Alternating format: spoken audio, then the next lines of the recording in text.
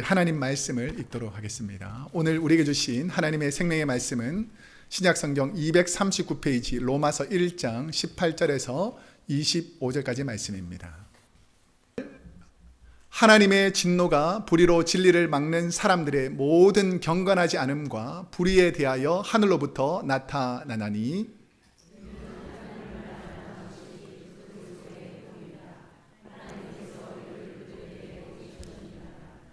창세로부터 그의 보이지 아니하는 것들 곧 그의 영원하신 능력과 신성이 그가 만드신 만물에 분명히 보여 알려졌나니 그러므로 그들이 핑계하지 못할지니라.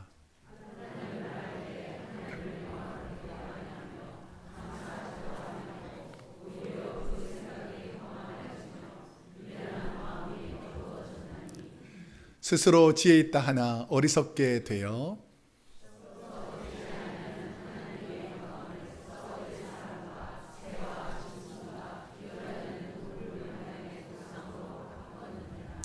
그러므로 하나님께서 그들을 마음의 정욕대로 더러움에 내버려 두사 그들의 몸을 서로 욕되게 하게 하셨으니 그들이 하나님의 진리를 거짓 것으로 바꾸어 피조물을 조물주보다 더 경배하고 섬김이라. 주는 곧 영원히 찬송할 이시로다. 아멘. 오늘은 로마서 1장 18절에서 25절까지 말씀을 중심으로 나는 의로운 사람인가? 라는 제목으로 하나님 말씀을 선포하도록 하겠습니다. 질문을 한번 스스로 대답해 보면 여러분은 의로운 사람입니까? 이제 매주 가르쳐 드리기도 힘든데 그렇게 되기를 원합니다. 그렇게 되기를 바랍니다. 이게 아멘이잖아요. 여러분 의로운 사람입니까? 자, 그러면 이 땅의 많은 사람들 중에서 나는 스스로 바른 사람이다, 의로운 사람이다 라고 말하는 분들이 있습니다. 그러면 여러분이 만약에 의롭고 바르다면 그 바르다고 의롭다고 생각하는 기준이 무엇입니까? 여러분 왜 의롭다고 생각하세요? 혹시나 저와 여러분의 삶이 나는 왜 이 땅에 태어나가지고 힘들고 고생스럽네, 내 삶은 왜 이렇게 죄도 많고 악한 것도 많고 나는 정말 의롭지 못하다 라고 생각한다면 내가 의롭지 못하다고 생각하고 판단하는 그 기준은 무엇입니까? 바울은 오늘 말씀을 통해서 저와 여러분에게 몇 가지 질문을 합니다. 그 질문들을 제가 잠깐 세 가지 정도로만 요약해드리면 나는 의인인가? 라는 질문, 우리가 세 가지 질문을 마음속에 깊이 생각해 보는데 나는 의인인가? 라는 질문을 하게 되고요. 두 번째는 우리가 구원받아 하나님의 자녀로서 의인이다. 자, 여러분은 의인 맞습니까? 그 여러분의 의로움 때문에 의로운 것이 아니라 예수의 보혈로 주의 은혜로 의로워진 줄로 믿습니다. 그렇다면 만약에 내가 의롭게 되었다면 의인은 어떻게 살아야 하는가? 여러분이 의인이라면 어떻게 살아야 하는가? 자, 그 다음의 질문은 과연 저와 여러분의 삶을 보고 여러분 주위에 있는 분들이 저 사람은 진짜 의인으로 살아간다, 저 사람은 의롭다 라고 할 수 있는가? 라는 이 세 가지 질문을 던져봅니다. 저와 여러분은 왜 의로운 존재로 살아야 한다고 바울은 말하는가? 오늘 본문 18절 말씀을 한번 함께 읽어보겠습니다. 시작. 하나님의 진노가 불의로 진리를 막는 사람들의 모든 경건하지 않음과 불의에 대하여 하늘로부터 나타나나니. 인간은 하나님의 진노를 두려워할 줄 알아야 합니다. 여러분 하나님 두렵습니까? 하나님이 만만합니까? 하나님을 두려워할 줄 아는 사람, 이런 사람이 의로워질 수 있다는 것이죠.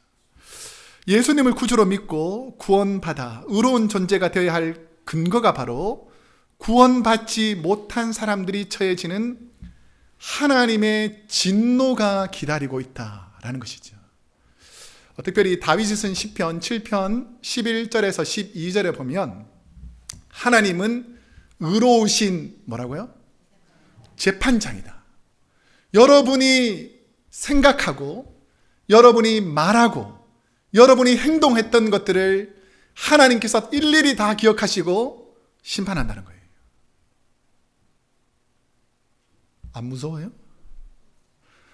여러분이 말하고 행동하는 것뿐 아니라 여러분이 생각하고 여러분이 남들 뒤에서 이렇게 말하고 행동하는 그 모든 것조차도 아시는 하나님께서 우리를 재판하시는 분이라는 거죠.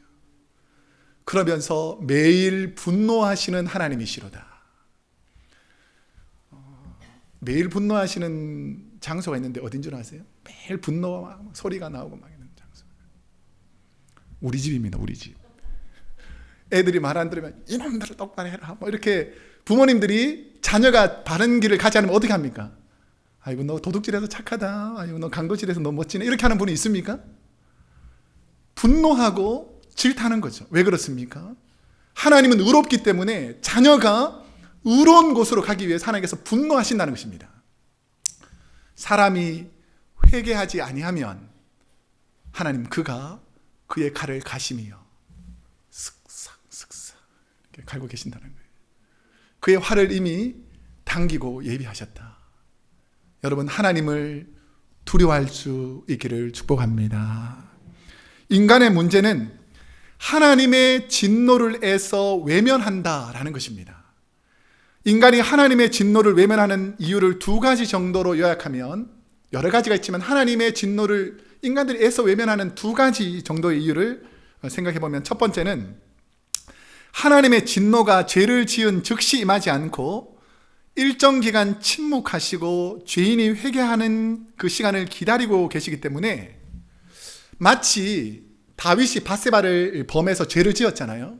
근데 하나님께서 바로 나타나시지 않고 일정 기간 침묵하고 기다리십니다. 왜 기다릴 것 같아요? 여러분이 자녀가 잘못하거나 주위 사람들이 잘못할 때 일정 기간 침묵하고 기다립니다. 왜 그렇습니까? 그 사람이 회개할 수 있도록 시간을 만들어주는 거죠. 하나님께서는 여러분의 죄를 침묵하고 기다리시는 것이지 넘어가는 게 아니라는 거예요.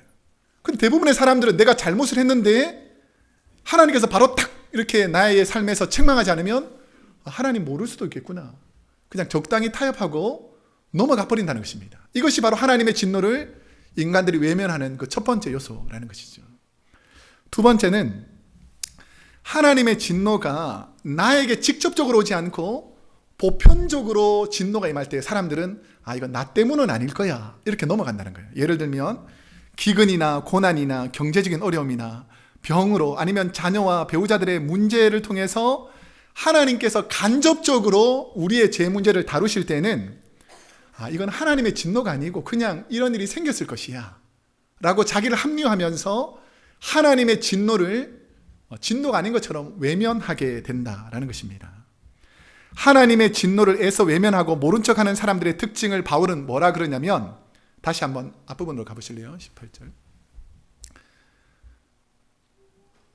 하나님의 진노가 어떤 사람들에게는 경건하지 않음과라고 되어 있습니까? 불의로 진리를 막는 사람들이라는 것입니다. 불의로 진리를 막는 사람들. 이 뜻은 하나님의 진리를 알면서도 죄를 짓고 하는 말이 뭐냐면, 자신이 그럴 수밖에 없었다라고 핑계를 대는 것을 말합니다. 하나님이 딱 진노하면 뭐라 그래야 됩니까? I'm so sorry라고 해야 되잖아요. 근데 핑계를 대는 거예요. 핑계. 마귀가 가장 자주 사용하는 심리적인 방법이 회피와 핑계입니다.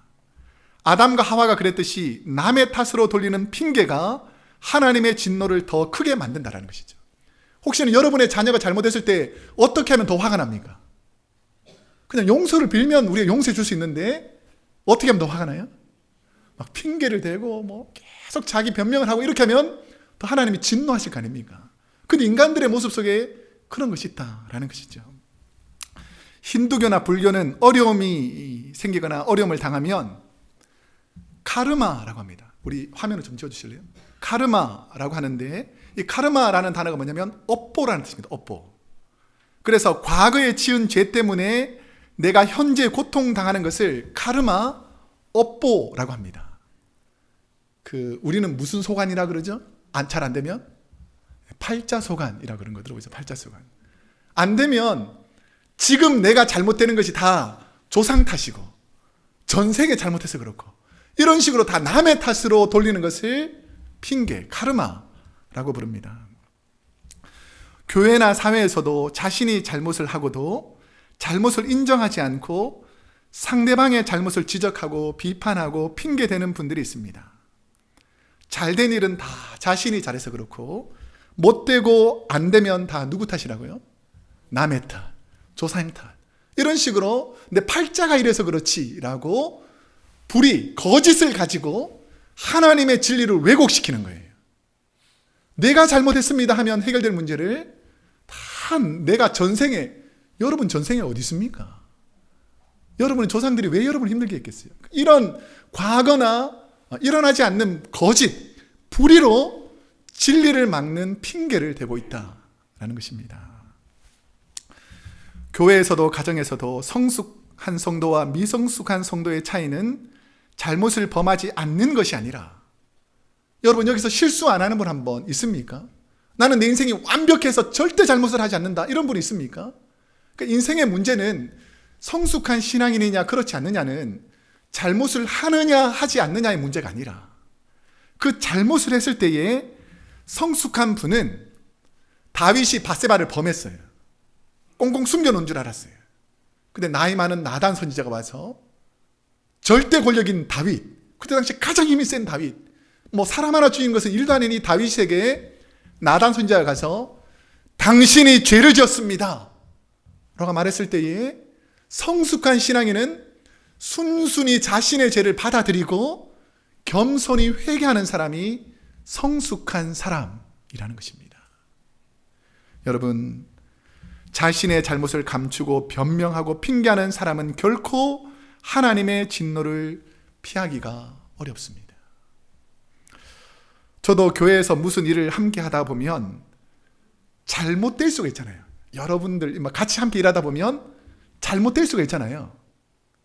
잘못되면 누구 탓이에요? 나 지금 충격받았어. 윤주혜 집사님 뭐라 그러는 줄 아세요? 목사님 탓이래요. 예, 예를 들게요. 이제 잘 들어야 돼요. 부엌에서 국을 끓이다가 너무 짜졌어. 누구 탓일까요? 예. 우리 함께 일하다 보면 내가 적게 넣자 그러잖아, 근데 더 넣자 그러면서 이렇게 문제가 발생하면 주로 누구 탓이라고 말합니까? 내 탓이라 그래, 내 탓. 목사님 탓 맞습니다. 제가 더 기도했어야 되는데 기도가 부족해서 소금을 더 넣었구나. 자기 탓으로 생각하면 문제가 스무드하게 잘 지나가게 됐어요. 그런데 이 문제의 원인을 누구에게 돌린다고요? 남에게, 다른 사람에게 자꾸 핑계를 대면 아주 사소한 문제인데도 엄청난 심각한 문제가 될 수 있다는 것입니다. 그러면 하나님 앞에 고백합시다. 이것은 다 내 탓입니다. 시작. 이것은 다 내 탓입니다.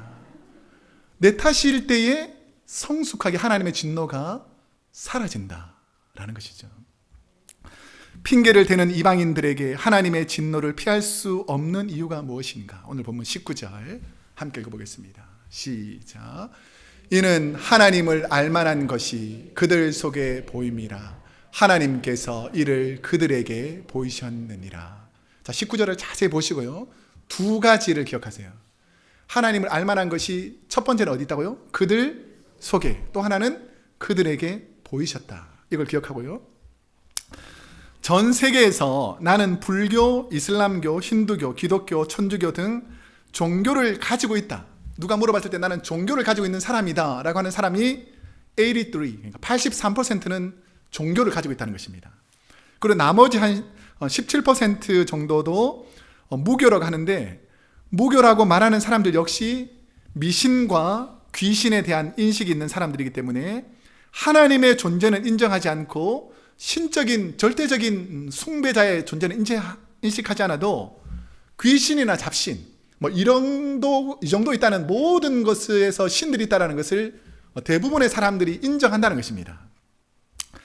그런데 하나님을 알만한 것이라는 것의 이 원뜻은 뭐냐면 하나님의 뜻을 알 수 있는 것, 그러니까 이게 하나님의 뜻이다 아니라는 것을 알 수 있도록 이 로마서에 보면 하나님의 뜻을 알 수 있는 그 첫 번째 방법으로 그들 속에 보임이라. 그들 속에 뭔가 하나님의 뜻을 알 수 있도록 하나님께서 무엇을 만들어 놨다는 것이죠. 이것을 성경은 양심이랍니다. 양심. 디모데전서 1장 19절 말씀을 보면 한번 함께 읽어볼까요? 시작. 믿음과 착한 양심을 가지라. 어떤 이들은 이 양심을 버렸고 그 믿음에 관하여는 파선하였느니라. 자, 믿음이 있는 사람들, 하나님의 은혜가 있는 사람들, 그리고 하나님은 기본적으로 인간들에게 양심을 만들어놨는데 이 착한 양심, 믿음으로 의롭게 된 사람은 착한 양심이 작용하여서 하나님의 뜻을 안다라는 것입니다. 하나님은 죄를 짓는 인간에게 양심이라는 것을 만들어서 죄를 지을 때마다 얼굴이 좀 붉어진다든지 마음이 불안하다든지 가슴이 졸인다든지 이런 하나님이 만드신 양심이라는 게 있습니다. 여러분, 죄를 지을 때 좀 가슴이 떨려요? 나쁜 짓 하면 좀 속이 불편합니까? 만약에 그렇지 않다. 내가 이 양심, 어떤 이들은 양심을 어떻게 했다고요? 양심을 버렸다는 거예요. 양심을 버렸다. 그러니까 양심을 버린 사람들은 어떤 특징이 있냐면 그 믿음에 관하여는 어떻게 됐다고요? 파선. 그러니까 양심, 선한 양심, 하나님 만드신 이 선한 양심이 사라지면 믿음 자체가 생기지 않는데 하나님 만들어 놓으신 이 선한 양심이 있으면 하나님을 찾게 되어 있다라는 것이죠.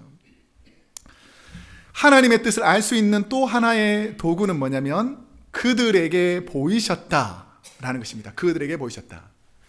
자연을 통해 하나님의 뜻을 보여주는 것을 신학적으로는 자연계시라고 합니다. 무슨 계시라고 부른다고요? 자연계시. 그러니까 자연을 통해서 하나님의 뜻을 보여주는 것이죠.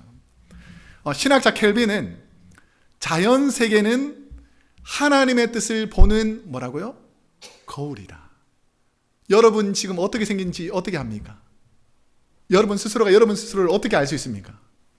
거울을 통해서 알 수 있지 않습니까? 이처럼 우리가 하나님의 뜻을 어떻게 알 수 있는가? 자연을 통해서 하나님이 뜻하신 바를 보여주는 것을 우리가 깨닫게 된다는 것입니다. 예를 들면 죄로 타락한 소돔과 고모라 성에 하나님께서 어떻게 하셨죠? 소돔과 고모라 성을 불과 유황불로 멸해버렸습니다. 제가 이번에 성지순례를 가보니까 소돔과 고모라 성이 아주 유명한 게 있어요. 소돔과 고모라 성. 소돔과 고모라 성에 가보면 풀 한 폭이 없어요. 완전히 몇백 년 동안 풀 한 폭이 없는 곳이에요. 근데 소돔과 고모라 성에 아주 유명한 게 있습니다. 뭔지 아세요? 유황온천입니다. 유황온천. 그때 옛날에 하나님께서 불과 유황불을 내려가지고 아직도 소돔과 고모라 성에 하면 유황이 있다는 것이죠. 이 정도로 자연을 통해서 하나님께서 벌을 내렸다라는 것을 알 수 있고요. 예를 들면 고통 중에 있던 이스라엘 백성들이 애굽에서 나와서 홍해 앞에 딱 섰을 때에 하나님께서 홍해 앞에서 홍해를 어떻게 하셨습니까? 홍해를 갈라주셨죠. 이렇게 이스라엘 백성들이 홍해를 지나갈 수 있도록 하나님께서 자연을 움직여서 하나님의 뜻을 보여주는 것을 이 자연계시, 그러니까 하나님이 살아계시다는 것을 모든 사람이 알 수 있도록 하나님께서 자연 만물을 통해서 보여주셨다라는 것입니다. 그러니까 핑계를 댈 수 없다는 거죠. 하나님에 대해서. 하나님이 인간들에게 진노하시는 또 다른 이유가 무엇인가? 자, 21절 말씀 한번 함께 읽어보겠습니다. 시작. 하나님을 알되 하나님을 영화롭게도 아니하며 감사하지도 아니하고 오히려 그 생각이 허망하여지고 미련한 마음이 어두워졌더라. 바울은 하나님의 진노를 받는 또 하나의 이유를 두 가지로 설명하고 있는데, 자신에게 일어나는 모든 일들을 통해서 하나님께 영광을 돌리는지, 그리고 모든 일에 하나님께 감사하는지를 보신다라는 것입니다. 여러분, 하나님께 영광 돌리며 살고 있습니까? 하나님께 감사하십니까? 자, 이런 삶을 보신다는 거예요. 하나님을 모르고 하나님의 은혜를 모르는 사람들의 특징은 생각이 허망하고 미련한 마음을 가졌다라고 표현합니다. 하나님을 보여주면 믿겠다, 눈으로 보면 믿겠다고 하지만 어리석은 인간은 영의 눈이 죄로 어두워져서 일어나는 현상을 보고도 하나님의 뜻인지 모르는 어두움 속에 거하다라고 말하고 있습니다. 바울은 당시 우상숭배로 가득했던 로마의 사람들에게 무엇을 말씀하고 있는가? 22절에서 23절, 스스로 지혜 있다 하나 어리석게 되어 썩어지지 아니하는 하나님의 영광을 썩어질 사람과 새와 짐승과 기어다니는 동물 모양의 우상으로 바꾸었느니라. 이 세상에는 스스로 의롭고 똑똑하다는 사람들이 많이 있습니다. 그래서 아무리 똑똑하고 지혜롭다고 생각하는 인간도 하나님을 모르는 사람들은 이 땅에서 일어나는 가장 기본적인 현상도 과학이 아무리 발달해도, 문학과 자기가 아무리 많은 경험이 있어도 믿지 않는 사람들은 하나님의 진리를 깨닫지 못한다는 거예요. 몇 가지 제가 예를 들겠습니다. 하나님을 믿지 않는 이성이 가득한 과학과 지식과 문화가 있는 사람들에게 나는 어디로서부터 왔는가 설명할 수 있겠습니까? 그럼 나는 죽어서 어디로 가는가? 아무리 과학이 발달하고 문학이 발달해도 설명을 못합니다. 인간은 왜 죄를 짓는가? 죄의 뿌리는 어디서 시작됐는가? 하나님은 과연 살아계신가? 그렇지 않다면 어떻게 증명할 수 있는가? 이런 과학과 이성 학문의 대답은 사람이 어디서 왔는가? 사람이 어디로 가는가? 과학과 학문과 문화의 대답은 뭔 줄 아세요? 정확히 모른다는 거예요. 자신들이 그렇게 경험이 많고 자신이 그렇게 똑똑하다고 말하지만 인간의 가장 기본이 되는 질문을 던졌을 때 우리 예수 믿는 사람은 분명히 대답할 수 있습니다. 여러분은 누가 창조하셨습니까? 좀 크게 대답하세요. 여러분 누가 창조하셨습니까? 여러분은 예수 믿고 구원받아 어디로 갑니까? 예, 천국 가죠. 확실한 것을 우리는 다 아는데 영의 눈이 어두운 사람, 죄로 가득한 사람들은 모른다라고 밖에 대답할 수 없다는 것이죠. 그래서 어리석은 인간이 선택한 것은 하나님이 아닌 새와 짐승, 동물, 토테미즘을 통해서 그것을 신으로 섬겼다라는 것입니다. 오늘날로 말하면 돈이 우상이 되어 있고 내 지식과 경험이 우상이 되어 비록 성경이 말하고 목회자가 말해도 설교를 해도 귀가 닫혀 있으니까 들리지가 않는다라는 것이죠. 의로움의 중심이 나의 생각, 나의 경험, 나의 의지이기 때문에 들리지 않는 것입니다. 의로움이 없는 죄에 속한 인간들에게는 어떤 일들이 벌어지는가? 자, 24절과 25절. 그러므로 하나님께서 그들을 마음의 정욕대로 더러움에 내버려 두사 그들의 몸을 서로 욕되게 하게 하셨으니 이는 그들이 하나님의 진리를 거짓 것으로 바꾸어 피조물을 조물주보다 더 경배하고 섬김이라. 주는 곧 영원히 찬송할 이시로다. 아멘. 저와 여러분은 이 부분을 읽으면서 좀 의아하게 질문할 것이 있을 것입니다. 하나님은 왜 저 악한 죄인들이 정욕대로 살도록 그냥 내버려 두시는가? 라는 질문일 것입니다. 죄는 인간의 마음과 생각을 지배하고 결국 몸과 마음을 철저히 파괴시키는데 왜 하나님께서는 그 죄인들이 그 악한 일을 하도록 그냥 내버려 두시는가? 제가 다시 한번 처음에 드렸던 세 가지 질문을 다시 한번 해보겠습니다. 저와 여러분은 하나님 앞에서 의로운 사람입니까? 우리가 예수 믿고 구원받은 사람은 의로운 사람이라고 말합니다. 그러면 의인은 어떻게 살아야 합니까? 나는 주위 사람들 보기에도 의인으로 살아가고 있습니까? 이에 대한 대답은 이제 저와 여러분의 삶에서 드러난다는 거예요. 입술로 의롭다는 것이 의롭지 않습니다. 나는 믿음으로 산다고 말하는 것이 여러분의 삶이 의로운 게 아니에요. 여러분이 진짜 의로운 사람이 되었다면 의로운 삶을 살기 위해서 여러분의 더러운 죄악과 여러분의 악한 이 행위들을 철저하게 쳐서 복종하는 주님 앞에 겸손함과 온유함으로 내가 믿음으로 살아가는가를 날마다 점검해야 한다는 것입니다.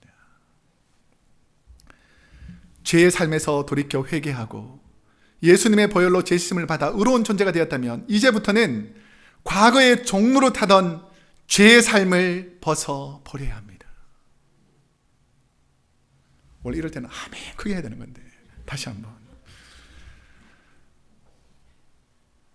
죄의 삶에서 돌이켜 회개하고 예수님의 보혈로 죄 씻음을 받아 의로운 존재가 되었다면 이제부터는 과거의 종로를 하던 여러분의 더러운 죄를 벗어 던지기를 축복합니다. 벗어 던져야 된다는 거예요. 내가 예수 믿는다고 하면서도, 내가 구원받았다고 하면서도 여전히 과거의 죄를 붙잡고 내 경험대로, 내 지식대로, 내 고집대로 신앙생활 한다는 것을 하나님께서 기뻐하지 않는다라는 것이죠. 주님이 오시는 그날까지 지속적으로 의로워지려는 노력, 자신을 말씀에 쳐서 복종하여 죄의 종이 되지 않으려는 삶의 노력, 이것을 바로 주님 닮으려는 성화의 모습이라는 것입니다. 여러분, 주님 닮아가시기를 축복합니다. 옆 사람에게 이렇게 한번 축복합시다. 당신을 보니 주님을 보는 것 같습니다. 시작. 당신을 보니 주님을 보는 것 같습니다. 예. 찔리는 분들 좀 있을 텐데, 미국의 그 16대 대통령 중에서 링컨이라는 대통령을 잘 아시죠? 링컨을 이제 대통령 후보로 올라왔을 때 상대 정당 후보가 링컨을 욕할 때에 동물 중에서 누구 닮았다고 욕한 줄 아세요? 원숭이 닮았다고 막 외모를 막 지적하는 거예요. 그러니까 얼마나 힘들었겠어요. 그 중요한 유세장에서 오기만 하면 당신은 말하고 겉모습하고 이런 것은 막 화려한지 몰라도 당신은 이중인격자다, 얼굴이 두 개다 라고 하면서 막 비난했습니다. 그 유세장에 또 아니나 또 다를까 모였는데 또 상대당 후보가 링컨을 하면서 야, 당신은 얼굴을 보니까 제대로 된 사람이 아니다, 너는 얼굴이 두 개다, 이중인격자다 라고 막 욕을 했어요. 여러분 같으면 이런 말 듣고 어떡할 것 같아요?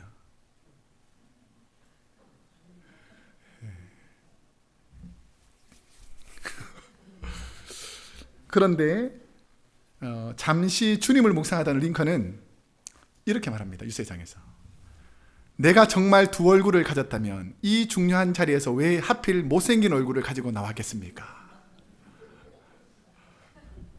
라고 말하면서 장내 사람들에게 말하니까 유세장은 웃음바다로 바뀌고 비난하며 링컨을 낮추려고 하던 사람들이 오히려 부끄러움을 당하더라는 것이죠. 구원받은 사람이 의로워진다. 이게 무엇이냐면 우리가 그냥 의로워지는 것이 아니라 내 안에 성령이 충만할 때에 내 삶에서 예수 그리스도의 의로움이 드러나는 것입니다. 근데 이 성령 충만함이 지속되지 않고 악한 마귀가 마음과 생각에 미혹을 던지면 우리는 언제든지 그 의로움이 사라지는, 우리가 의인이지만 이런 존재를 보고 불완전한 의라고 부릅니다. 뭐라고 부른다고요? 불완전한 의. 그러니까 마치 매일 입었던 옷, 세상에서 찌든 때를 세탁기에 돌려서 깨끗이 빨아 다시 입듯이 우리의 의로움은 날마다 회개를 통한 회복으로 의로운 모습을 유지할 수 있다라는 것이죠. 이제 말씀을 맺겠습니다. 옷을 빨다 보면 잘 지지 않는 묵은 때, 찢은 때가 있습니다. 똑같은 죄도 너무 오랫동안 방치한 죄들은 씻기기가 더 어렵습니다. 이 죄들을 씻는 좋은 세제 역할을 하는 것이 바로 은혜의 눈물입니다.